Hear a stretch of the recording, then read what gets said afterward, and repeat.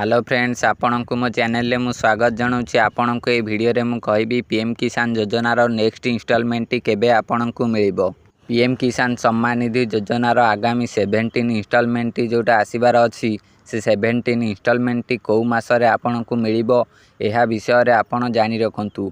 कारण KYC areca आपण को ता पूर्वरु करबा को पड़िबो। जदि आपण करि नांती प्राय आपण करि देथिबे, नहले आपणकर जहाँ भी किसी भूल रही आपड़ ताहाकु ठीक करेंगे से मास आगु। एबे चलतु जानिबा 17तम किस्ती केबे चाषी को मिलिबो, बैंक अकाउंट को केबे आसीबो। 17तम किस्ती चाषी बैंक अकाउंट को केबे 17तम किस्ती सरकार पठेबे, यह विषय चलतु जानिबा डिटेल्स रे।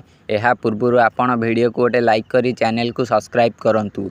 सरकार यही चाषी भाई मान account to direct benefit transfer माने डीबीटी माध्यम टंका पठाई थांती।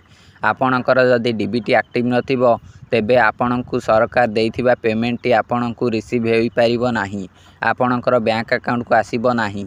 सेथिपई आपणकर डीबीटी एक्टिव करी रखिया को पड़िबो। आपणकर डीबीटी एक्टिव अछि कि नाही हे आपण चेक करंतु। किपरि चेक करिवे मु आपण मानकु डिस्क्रिप्शन बॉक्स रे एक लिंक देइछि, से वीडियोटी को देखंतु। आपण जानि परिबे आपणकर डीबीटी एक्टिव अछि कि नाही। जदि एक्टिव नथिबो तेबे आपणकु एहाकु एक्टिव करिया को पड़िबो। जदि आपण एहाकु एक्टिव किपरि करिवे जानिबा को चाहुचंती तेबे आपण कमेंट करंतु। मु एहाकु नेक्स्ट वीडियो रे कहि देबी आपण डीबीटी किपरि एक्टिव करिवे। पीएम किसान सम्मान निधि योजना रे आपणकर बैंक अकाउंट सहित आधार लिंक रहिबा निहाती दरकार।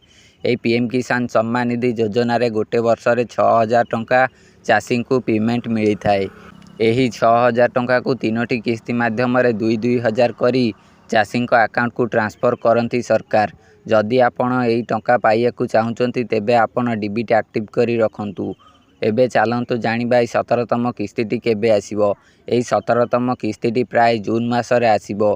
एई जून मासरे आसीबार संभावना अधिक रही।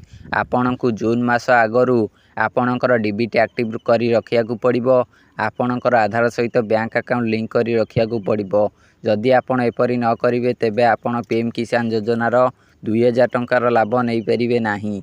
आपण सेथिपई सबकिछि ठीक करंतु। एहा सहित मोर ए वीडियो को गोटे लाइक करी चैनल को सब्सक्राइब करी रखंतु, आगको एभली अपडेट सब पाइया पई।